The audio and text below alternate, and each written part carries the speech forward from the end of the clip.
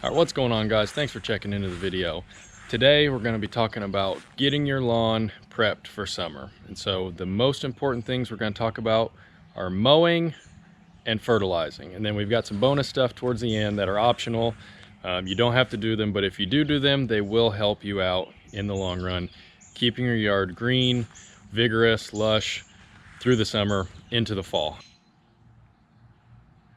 Here we go.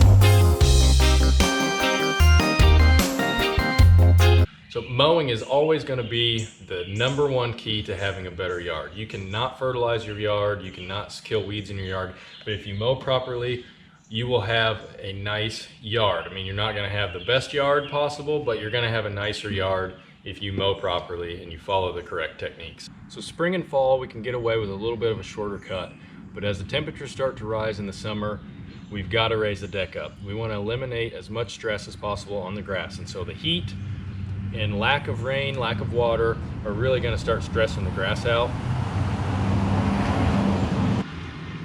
And so we want to raise the height of cut up. It doesn't matter if you have fescue, bluegrass, ryegrass, they're not going to like the heat. And so we've got to raise the deck up.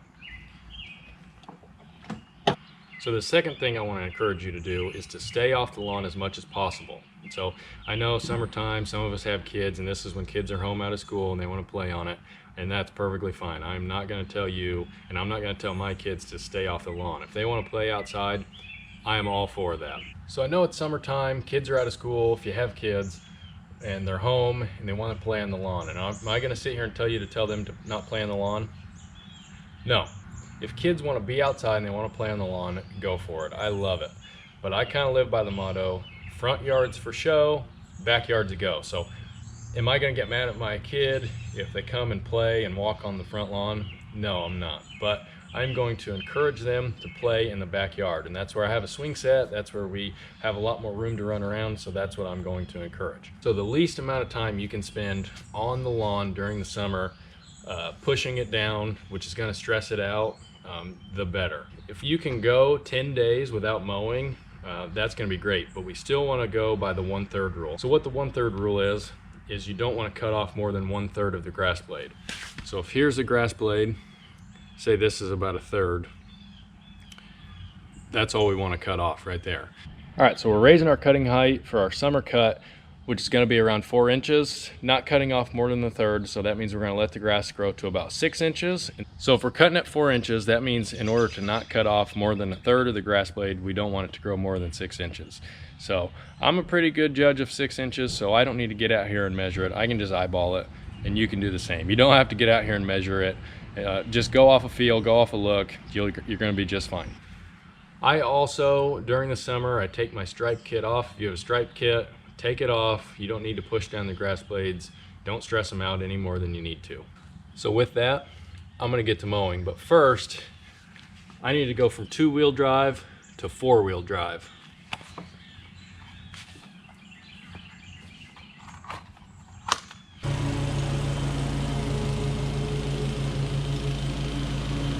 I swear, every time I mow, I find a new turd that somebody's let their dog poop in my yard and hasn't picked it up. The disrespect. Not cool, folks. All right, so now we got our mowing out of the way. I want to talk to you about the second most important thing, and that's fertilizing.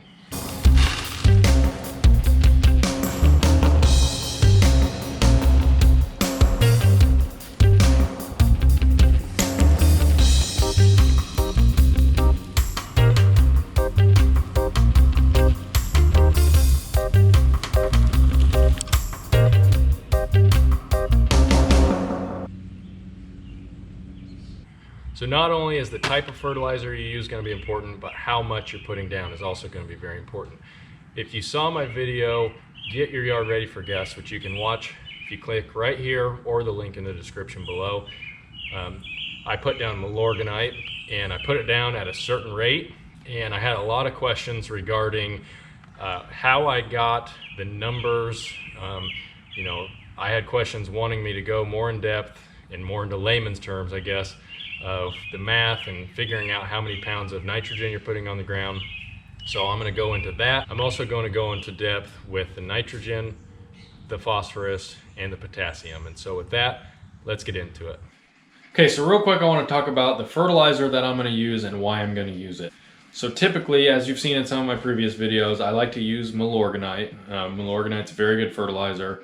However, it doesn't have any potassium in it. And so at this point of the year, we're getting ready for summer. I want something with potassium in it. And so that's why I'm going with this fertilizer right here. So I'm going to go with this Safer brand Lawn Restore. And so you may recognize this. It used to be under the name Ringer Lawn Restore. Just rebranded, I believe. It's a different formula, which we'll talk about. I've used this previously. I usually use it around this time to get ready for summer. And it's usually right after I use it that my lawn looks the best all year. You know, I'm not saying it's strictly because of this product. It may just be because of the time of the year. But I've had very good results. But that's the old formula. This formula, it has less nitrogen in it. It has less potassium in it, which is unfortunate. The old formula was actually covered 5,000 square feet, and it was a 1006. This bag actually covers 6,250 square feet, and it's a 902. So the bag itself is actually perfect for me because my yard is 6,300 square feet, and so one bag covers my entire yard, which is awesome, but we're not getting as much nitrogen and potassium. They claim that you get the same results or better results with less, so we'll see how that goes. The reason I am using a fertilizer at this time of year that has potassium in it versus a milorganite, so these numbers give us the percentage of each of these that's in this bag. And so this is a 902. So it's 9% nitrogen, 0% phosphorus, 2% potassium. And so nitrogen's what's going to help us give us growth. That's just kind of the main ingredient you're going to see in all fertilizers. That's the big dog right there. And then the potassium is what's going to help us, our grass, with stress. And so that's heat stress, drought stress, cold stress. So I like to use a fertilizer just like this that has potassium in it and no phosphorus before winter and before summer to get us ready, get us our root system, get our grass ready for the stress that it's about to endure. So one thing I want to talk about, I got a lot of questions on my video, Get Your Yard Ready for Guests, where I put down the milorganite and I actually weighed it out, and people were asking me, why are you weighing it? Why don't you just go and spread it? And so I've got kind of two reasons for that. One, I don't like to waste product. I don't like to waste money. And so I know the right amount of nitrogen that I want to get down on the lawn, and I don't want to put any more than that because I don't want to put any more product in that because I don't like to waste money. Another reason why I like to measure this out. Yes, this bag covers 6,250 square feet. My yard's 6,300 square feet. It's basically the same thing. I could put this whole bag in my spreader, go out and spread it on my lawn. I kind of have three sections of my lawn, front, side, back. And yes, that would be very easy. If you want to do that, go ahead and do that. I like to know that I get the right amount that this bag is designed for on each section of my lawn. So for example, I have 2,000 square feet. This bag, you have to put a certain number of pounds down per 1,000 square feet, and I like to know that I get that right amount of pounds down on that area. And so I'm not spreading the fertilizer out and I run out halfway through. I don't want that to happen. I don't want to have to spend more money for another bag. And so whereas in our spring and our fall applications of fertilizer, like when we use our milorganite, we're aiming for about 3/4 of a pound of nitrogen. With this one, we're getting the lawn ready to endure the stress that's coming with summer as far as heat and drought. And I don't want a lot of top growth because that's not going to be good for the lawn when it's getting this hot. We don't want to put a ton of nitrogen on here and have a flush of top growth because that's just not good. We want to kind of get the roots growing more than the top growth and just get the roots ready for summer. So with that, in this application, I am aiming for about 1/3 pound of nitrogen to 1/2 pound versus whenever we did our other applications, we're aiming for 3/4 of a pound. I want about 1/3 to 1/2 a pound. So anywhere in between there, I'm good. So we're gonna do some math on this and we're gonna see just how much we're gonna get. Okay, so with this, we know it's a 25-pound bag that covers 6,250 square feet. And so we are gonna take a 25-pound bag and it has 6.25 thousandths in it. Okay, so that's gonna give us 4 pounds per thousand. So that means we want 4 pounds of this product per 1,000 square feet, okay? So if you have, say, 2,000 square feet, you want 8 pounds of this product down on that area of the lawn.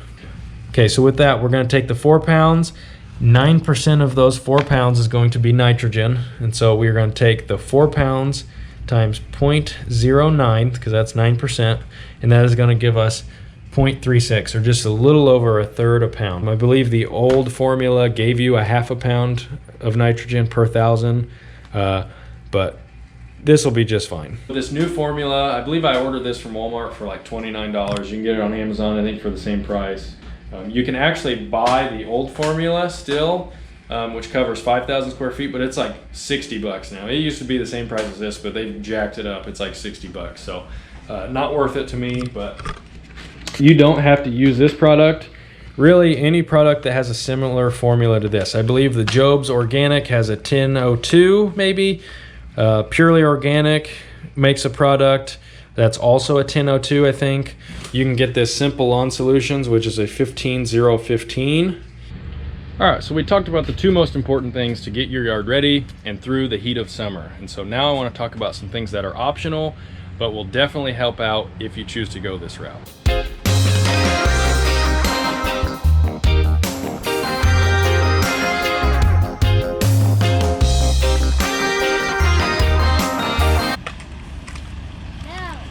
Will you say your grass looks better than my daddy's? No. Oh, come on. No. No. Okay. Ethan will. Yes. Does it? Yes. Yeah, it does. To water or not to water. And so I know if you have an in-ground irrigation system, this is pretty much a no-brainer for me. If you don't have an in-ground irrigation system, you can drag the sprinkler around in order to get a 1/2 inch down. It takes me like 35 minutes in each spot, which just takes way, way, way too long. So the concept of watering is pretty simple. You want to get a 1/2 inch down 2, maybe 3 times a week when it's really, really hot. And so a lot of people have the misconception that if they water a little bit every day, that's better. But what you're doing, you're just getting a little bit of water down into the soil, and that's training the roots to not grow very deep. And so they're more likely to dry out. Your grass isn't going to be as healthy. What you want to do is you want to train the roots that you're only going to give them water every few days, and it's going to be deep. And so you want the roots to have to grow down deep to get that water. That's going to give you the healthiest grass. That's going to help them survive the best in the heat and in the drought in case you can't get to the water. That's going to be best for it. All right, so you may be wondering, how do I know if I'm getting a 1/2 inch down? And so there are a few ways to figure this out.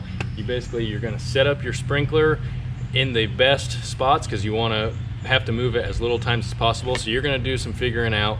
That's why I'm trying to get this video to you before you might have to water, because the rain's still holding on. We're not to the point yet where I'm going to have to water. And so now is the best time. Get a notebook, make an outline of your property, and put dots where the best places is that you put the sprinkler. And so once you figure those out, you're going to take a tuna can, an empty tuna can, or a Tupperware. You're going to put it in different spots throughout the lawn, and you're going to run your sprinklers until you get a 1/2 inch. Or you could do a 1/4 inch and then just multiply it by 2 and multiply the time by 2. And that's going to tell you how long you need to run your sprinkler in each spot to get a 1/2 inch of water. And then you're going to write that time down so you can always go back to it, so you know for sure you need to run the sprinkler that's in that spot for that long. And so that's always going to depend, because you can move the sprinkler pattern. You can do a full 360, you can do 180, 90 degrees. You can change the dial to whatever pattern you want. And so obviously if you're running a shorter pattern, it's going to take less time to get a 1/2 inch in that zone. So which sprinklers do I recommend? All right, so this right here is an impact sprinkler, and how it moves, water goes through here and it causes this thing to ch-ch-ch, which spins it. Okay, so right here it's got these little tabs, and you can move these out As you see that, the spray pattern got wider. And so it's super simple. All you have to do is move these tabs, and that's going to allow it more room to spin, which is going to give you better coverage. Another thing that's really cool about this, it's got this little screw right here. You can loosen it, and that'll help it shoot a further distance, but you won't get as much water in between. You can also tighten it up, which is going to break up the spray pattern, which is going to allow more water to fall between the sprinkler and the end of the pattern. It's not going to shoot as far, but it's going to put out more evenly distributed droplets of water, so you get more coverage right in the center there. That's what we want.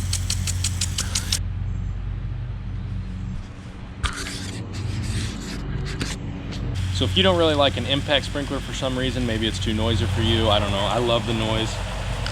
Oops. But you just want something like this that fans the water out. This sprinkler right here is a great option. This is an Orbit sprinkler. I think it's called the 360 something. I'll link this sprinkler and this sprinkler down in the description below if you want to buy either one of these. So this thing's also super simple to use. So it's got these dials right here that help adjust the spray pattern and the width. And so the further you move this way, the further this spray pattern is going to come this way. And it's got all these different options on here for different spray patterns. So you see that one's going to go shoot further. And I like that one right there. And then you can choose to break it up with 3 different options right here. So the higher knob is going to give you less breakage in the droplets, so it's going to shoot further. And then exact opposite with the one that hangs down here, it's going to break off the pattern more, and it's going to give smaller droplets, and the water is going to be dispersed more, but it's not going to shoot as far. So I like to use the middle option here just because I feel like it's a good in-between.